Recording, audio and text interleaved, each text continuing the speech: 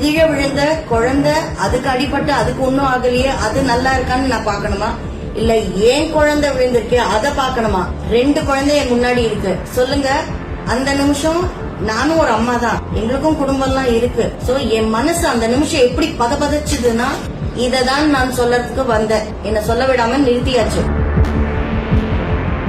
ஆனா ஆக்சுவலி நான் என்ன சொல்ல வந்தேங்கிறத இப்ப சொல்றேன். 2 வாட்டி ஆக்சிடென்ட் குழந்தையால, நிறைய வாட்டி எனக்கு 2 வீலர்ல ஆக்சிடென்ட் ஆயிருக்கு.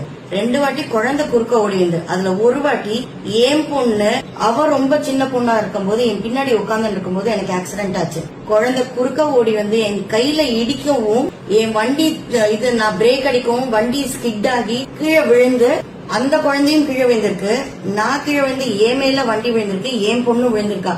அந்த கண் சிமிட்டும் நேரம் எல்லாமே நடந்தது. அதே கண் சிமிட்டும் நேரம் என் உயிர் என்னை விட்டு வெளில போய் வந்தது. கீழே விழுந்த குழந்தை அதுக்கு அடிபட்டு அதுக்கு ஒன்னும் ஆகலையே, அது நல்லா இருக்கான்னு நான் பாக்கணுமா? இல்ல ஏன் குழந்தை விழுந்திருக்கு அதை பாக்கணுமா? 2 குழந்தை என் முன்னாடி இருக்கு. சொல்லுங்க, அந்த நிமிஷம் நானும் ஒரு அம்மா தான், எங்களுக்கும் குடும்பம்லாம் இருக்கு. சோ என் மனசு அந்த நிமிஷம் எப்படி பதபதச்சுதுன்னா அவரோட ஃபீலிங் என்னங்கறது எனக்கு தெரியுது. ஏன்னா அவர் கண் முன்னாடி குழந்தை போயிடுது, எனக்கு கண் முன்னாடி 2 குழந்தை இருக்கு. ஒண்ணு என் குழந்தை, இன்னொருத்தரோட குழந்தை, யாருன்னு எனக்கு தெரியாது. என்னானா வந்தாங்க, கடகடன் ஓடி வந்தாங்க, குழந்தைய தூக்கி விட்டாங்க, என் குழந்தைய தூக்கி விட்டாங்க, வண்டி தூக்கி எல்லாம் ஆச்சு. ஆனா 2 குழந்தைக்கும் எந்த அடியும் இல்ல.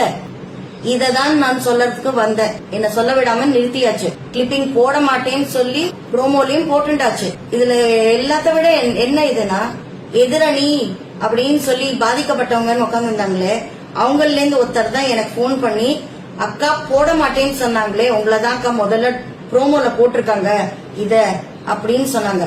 இதுதான் அன்னைக்கு நடந்தது.